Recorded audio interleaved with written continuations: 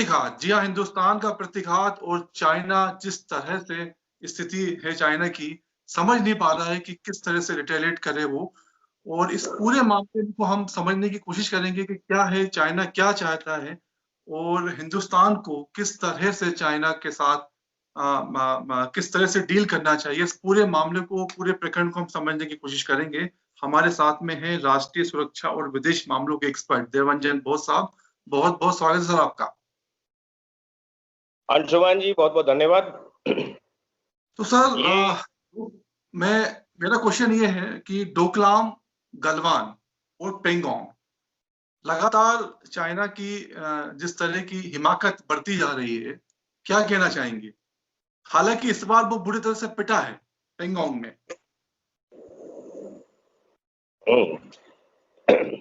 मैं पहले भी कह चुका हूं अंशुमान जी, बेईमानी, मक्कारी, चालाकी और गद्दारी में चीन पाकिस्तान का बाप है। ये गलवान के बाद पेंगोंग, गलवान के पहले डोकलाम और उसके पहले बहुत सारी कहानियां हैं। 1962 से चली आ रही कहानियां हम देखते आ रहे हैं। चीन की गद्दारी, चीन की बेईमानी, चीन की मक्कारी हमारे साथ, और चीन की एक फॉरवर्ड क्रीपिंग पॉलिसी है जो धीरे धीरे आगे बढ़ने की नीति, और धीरे धीरे आगे बढ़कर भारत के ज्यादा से ज्यादा भूभाग को कब्जा करने की नीति बराबर से चली आ रही है। इसीलिए कभी भी उन्होंने लाइन ऑफ कंट्रोल का डिमार्केशन होते हुए कभी उन्होंने कोशिश नहीं किया, प्रयास नहीं किया। अब वर्तमान परिस्थिति में अगर देखा जाए तो पहली बार भारत ने चाइना का खुलकर और डटकर मुकाबला किया और चाइना के सेनाओं को ब्लैक टॉप पहाड़ पर चढ़ने नहीं दिया। ब्लैक टॉप के बारे में बता दूं, पेंगोंग झील के दक्षिणी तट पर बहुत सारे पहाड़ी हैं। उसमें से एक पहाड़ी है ब्लैक टॉप। ब्लैक टॉप पहाड़ के उस तरफ चीन की सेना है, ब्लैक टॉप पहाड़ के इस तरफ भारत की सेना है। अब 28-29 की रात को पता चला, भारतीय सेना को खुफिया सूत्रों से पता चला कि चीन की सेना आज रात में चढ़ने वाली है, और अगर ब्लैक टॉप पहाड़ी पर चढ़ जाती है, उस पहाड़ी के पीक पर पहुंचने के बाद इस साइड जो भारत की जो भूभाग है, इसमें भारत की सेना का फॉरवर्ड मूवमेंट पर वो सर्विलांस आराम से कर पाएगा। इसको जानने के बाद रातों रात भारत की सेना पूरे पहाड़ों को चढ़कर रात में ही पहाड़ के पीक पर, पहाड़ के शिखर पर पहुंच गया, और दूसरी तरफ से जो चीनी सेना चढ़ने का कोशिश कर रहा था उसको खदेड़ भगाया। तो भारतीय सेना को हम सैल्यूट करते हैं, और पहली बार भारतीय सेना अब पीछे दबकर डिफेंड करने वाली जो हमारी पॉलिसी रही है अब तक, जब भी कोई सेना, जब भी पाकिस्तान या चीन अटैक करता है तो हम अपने आप को डिफेंड करते हैं। अब भारत की सेना 1962 के बाद हमने पहली बार इस तरह का रौद्र रूप देखा है हिंदुस्तान का। और ये बिल्कुल सही बात है कि जिस तरह से हमारी सरकार है और हमारे प्रधानमंत्री मोदी जी का जिस तरह से विजन है, भारत कहीं भी झुकने वाला नहीं है। और 1962 के बाद हमने इस बार देखा है कि जिस तरह से ब्लैक टॉप पर और उससे सटी हुई पहाड़ियों पर जिस तरह से भारत ने कब्जा किया है, किस तरह से देखते हैं सर आप पूरे प्रकरण को? देखिए, इसको पॉलिटिकल विल कहते हैं। कहने का मतलब, भारत की सेना पहले भी पराक्रमी थी और आज भी पराक्रमी है। पराक्रम में कोई कमी नहीं है। भारतीय सेना की जीवटता में कोई कमी नहीं है। भारतीय सेना के साहस में कोई कमी नहीं है। कमी थी तो पॉलिटिकल विल में, जो सरकार निर्देश देती है। अब तक हमने देखा है कि हमारी सरकार को, जो पुरानी सरकारें थीं, उन्होंने भारतीय सेना को पंगु बना के रखा था। हमें याद होगा 2008 में जब मुंबई धमाका हुआ था। मुंबई धमाका कहने का मतलब मुंबई पर हमला हुआ था, जिसमें अंतिम आतंकवादी अजमल कसाब जिंदा पकड़ा गया था। उस मुंबई धमाके हमले के बाद हमने क्या किया, हमारी सरकार ने क्या किया? हमारी सरकार जो है अमेरिका के पास हाथ जोड़कर खड़ी रही कि साहब मुझे बचा लो, पाकिस्तान को सजा दो। 2015-16 आते आते ये क्या हो गया कि हमने ना दुहाई मांगी, ना गुहार, अमेरिका से गुहार किया, ना किसी के सामने हाथ जोड़े। हमारे पर अटैक हुए, आक्रमण हुए, और हमने पाकिस्तान के घर में घुसकर मार हम आए। ये मादा हम रखते हैं, हमारी सेना में वो ताकत थी। लेकिन किस चीज की कमी थी? पॉलिटिकल विल की। हमारी सरकार की कमजोरी थी, स्ट्राइक करने की हिम्मत नहीं थी। सरकार ने हमारी सेना को पंगु बना दिया था। सरकार का समर्थन नहीं था सैनिकों को। आज सैनिक, भारतीय सेना को जो है सरकार का समर्थन भरपूर मिल रहा है, जिसके चलते भारत ये मादा रखती कि चाहे चीन हो या पाकिस्तान हो, घर में घुसकर भारत भारतीय सेना मारकर आ सकती है। वही तो सर हम ये आपसे समझना चाहते हैं कि किस तरह से हमने ब्लैक टॉप पे कब्जा किया है और इस पूरी पहाड़ियों पे कब्जा किया है, किस तरह से रणनीतिक रूप से हमारी सफलता है। ये कह सकते हैं कि हमने 28-29 नहीं, 29-30 अगस्त की रात को भारतीय SFF बटालियन 7 ने उस पर कब्जा किया। और कहा जाता है, सूत्रों से पता चला कि भारतीय फौजों ने सीपीईसी जो है, चाइना पाकिस्तान इकोनॉमिक कॉरिडोर का जो हाईवे नंबर G314 है और G219 है, उसको बुरी तरह से क्षतिग्रस्त कर दिया, बुरी तरह से हानि पहुंचाए। साथ ही साथ हमें ये भी हम जानना होगा कि जब हम इस पहाड़ की चोटी पर पहुंच जाते हैं, वहां पर हमारी सर्विलियंस सिस्टम पड़ी हुई है, हमारी सर्विलियंस सिस्टम लगा दी गई है और हमने लगाया, भविष्य में हम सर्विलियंस सिस्टम लगाएंगे, तो हम सामने की चीन की जितनी भी आर्मी की फॉरवर्ड मूवमेंट होगी, चीन की जितनी भी गतिविधियां होगी, उस पर हम बराबर निगरानी रख पाएंगे, जिससे आज चीन तिल मिलाया हुआ है। तो सर अब क्या आगे क्या, क्योंकि चाइना हो सकता है रिटेलिएट करे, और क्या हम जंग की तरफ बढ़ रहे हैं, और अगर कन्वेंशन वॉर होता है तो क्या स्थिति रहेगी। देखिए, चाइना की मजबूरी है, और खासकर वो कोरोना किंग जिनपिंग की मजबूरी है। जिनपिंग चारों तरफ से घिर गए, जी अंतरराष्ट्रीय पटल पर घिर गए हैं। आज जिनपिंग जो है एक वॉर के माहौल में, पूरे चाइना को वॉर के माहौल में ला दिया है। अमेरिका की टोही विमान, अमेरिका के जंगी विमान जो है चीन के आसपास मंडरा रही है।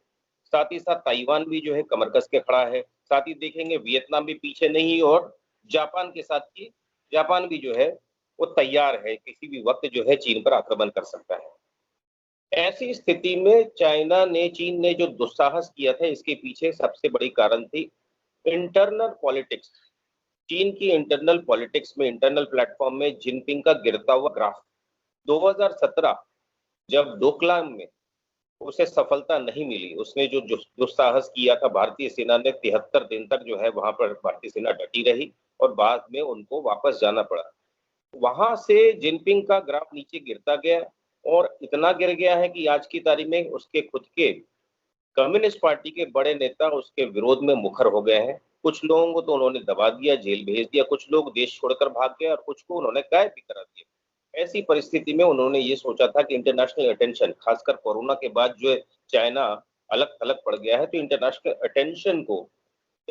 अटेंशन को किसी तरफ मोड़ने के लिए वो भारत के साथ एक अनकन्वेंशनल वॉर करने की कोशिश कर रहा था, गीदड़ भपकी दे रहा था, लेकिन उसे उसी गीदड़ भपकी उसी को नुकसान पहुंचाया। और क्या बोलते हैं उसको, मुंह की खानी पड़ना, मुंह की खानी पड़ी। अब जब भारत की सेना ने उसको खदेड़ भगाया, और पुराने ऐसा भी बताया जाता है कि हमारी 1962 में हमने कुछ ऐसे जगह थे जो खोए थे, उस पर भारतीय सेना ने कब्जा कर लिया, तो जो उसकी इज्जत थी जिनपिंग की, उसमें मिट्टी पलीद हो गई। अब न आगे बढ़ सकते हैं, न पीछे हट सकते हैं। ऐसी स्थिति में जिनपिंग बड़ी मुश्किलात में है, लेकिन मुझे नहीं लगता कि जिनपिंग अब कोई ऐसा कदम उठाएंगे जिससे उसको और राजनीतिक और मिलिट्री नुकसान चीन को उठाना पड़ेगा। पर अगर ये मामला आगे बढ़ता है और किसी भी तरह की और युद्ध की स्थिति भी अगर बनती है, तो क्या लगता है, ठीक है चाइना है, हिंदुस्तान के साथ अमेरिका भी है, रशिया का क्या रोल रहेगा पूरे के पूरे एपिसोड में, क्योंकि रशिया देखिए रशिया न्यूट्रल रहेगा, क्योंकि रशिया के साथ भारत के इकोनॉमिक रिलेशन, ट्रेड रिलेशन इतने मजबूत है, उस रिलेशन को रशिया कभी भी नुकसान नहीं होने देगा। रशिया की आर्थिक स्थिति बहुत अच्छी नहीं है। देवगन जी, वही रिलेशन रशिया के अमेरिका, माफी चाहूंगा, चाइना के साथ भी है, तो किस तरह से, क्योंकि लेकिन रशिया इंडिया का बहुत बड़ा ट्रेड पार्टनर है, खासकर मिलिट्री ट्रेड में बिगेस्ट पार्टनर। ऐसी स्थिति में आपने देखा होगा चाइना ने S-400 जो है, जब रशिया ने तय किया कि भारत को देंगे, चाइना ने उसको विरोध किया, तो उसके बावजूद भी रशिया ने अपने डिसीजन पर कायम रहा। रशिया न्यूट्रल रहेगी, ना भारत का सपोर्ट कर पाएगी, ना ही चीन का विरोध कर पाएगी। ऐसी स्थिति में चाइना रशिया को आप न्यूट्रल मान ले, लेकिन रशिया के अलावा आज की तारीख में अगर देखें पूरे विश्व में चीन के 2-3 पिछलग्गू हैं, दोस्त भी नहीं कहेंगे, पिछलग्गू है। एक पाकिस्तान है, वो सभी को पता है, सभी को ज्ञात है। एक पाकिस्तान है और भारत का एक दुश्मन, कहते हैं दुश्मन का दुश्मन दोस्त, तो भारत का दुश्मन एक है मलेशिया है। तो मलेशिया भी हो सकता है कि चीन के सपोर्ट में जाए। और एक और कंट्री है इस्तांबुल, जिसकी राजधानी मैं भूल रहा हूँ, तुर्की भारत का विरोधी है। ऐसी स्थिति में वो भारत का विरोधी होने के नाते चीन के पक्ष में जा सकता है, लेकिन इसके उत्तर कोरिया को भी आप रख सकते हैं। उत्तर कोरिया तो बात ही दूसरी। उत्तर कोरिया की गणना हम भारत मतलब अंतर्राष्ट्रीय पटल पर करें नहीं कि वो किधर जाएगा, क्या जाएगा। पागल देश है, पागल देश के बारे में कुछ नहीं कह सकते। लेकिन इसके अलावा अगर पूरा देखेंगे पूरा विश्व, तो पूरा आप यूरोप देखेंगे तो पूरा यूरोप भारत के साथ है, लैटिन अमेरिका भारत के साथ है, एशिया पैसिफिक में बहुत सारे देश भारत के साथ है। जापान है, वियतनाम है, ये सारे जो पड़ोसी चाइना के मुल्क। चाइना जिन देशों से चाइना घिरा हुआ, उसमें से 80% देश भारत के सपोर्ट में है, चाहे खुलकर सपोर्ट करे, चाहे भीतर से सपोर्ट करे, अंदर से सपोर्ट करे, लेकिन सारे भारत के सपोर्टर जी। तो सर अब ये है कि जिस तरह से दोनों सेनाएं आमने सामने हैं और हालात बद से बदतर होते आ रहे हैं, किस तरह की रणनीति भारत की होनी चाहिए? सैन्य क्षमताओं की बात करें और इसके अलावा और विदेश नीति की भी बात करें। अंशुमान जी, आज से 1 महीना पहले मैंने एक लेख लिखा था इसी विषय पर, 1-1.5 महीना पहले, और आपके अंक में भी छपा था। मैंने उस समय लिखा था कि चाइना जिस तरह की रणनीति से लेकर चल रहा है, हमें भी ऐसी रणनीति, पीठ पर छुरा भोंकना, तो हमें भी ऐसा कुछ करना होगा जहां पर चाइना कमजोर है। चाइना की कौन सी ऐसी जगह है जहां पर चाइना को हम चोट करें, और चाइना चोट खाकर बिलबलाने के बाद जो है हमें लद्दाख के माध्यम से या हमारे पहाड़ों के माध्यम से घुसने का जो प्रयास है उसको बंद करें। और वो है straight of Malacca. Straight of Malacca एक पतली सी संकरी सी समुद्री कैनाल है जो साउथ चाइना सी से होकर निकलकर इंडियन ओशन में आती है, और इसके मुहाने पर है सिंगापुर अमेरिकन बेस है। और वहां से निकलकर जो आती है वो तो पहला जो नेवल बेस है, मिलिट्री बेस है, वो इंडिया का पोर्ट ब्लेयर, अंडमान निकोबार। मैंने उसी समय कहा था अगर हम चाइना को उस संकरी गली में, पतली सी नहर में रोक दे, क्योंकि चाइना की जितनी ट्रेड है, जितने एक्सपोर्ट्स होते हैं, जितनी मिलिट्री एक्सपोर्ट्स होते हैं, जितने और बाकी एक्सपोर्ट्स होते हैं या इंपोर्ट होते हैं, वो उसके 85% उसी रास्ते से होते हैं। अगर हमने वहां रोक दिया, क्योंकि दूसरे मुहाने पर अमेरिका बैठा हुआ है, सिंगापुर में अमेरिकन बेस है, दूसरे मुहाने पर अमेरिका बैठा हुआ है, और वहां से निकलते वक्त जब इधर आएंगे तो हमारा इंडियन बेस है, we have an Indian base. तो हमें आवश्यकता है कि हम स्ट्रेट ऑफ मलाका को चोक करें, और भारत सरकार ने वहां पर हमारे जंगी बेड़े लगा दिए हैं ऑलरेडी, और सबसे बड़ा जंगी बेड़ा लगा दिया। और अभी हाल में भी आपने सुना होगा कि भारत ने 55,000 करोड़ की पनडुब्बियों का डील किया है, और मुख्य रूप से उसी जगह लगाने की भारत सरकार की स्ट्रैटेजिक मंशा होगी। बहुत बहुत धन्यवाद देवांजन जी।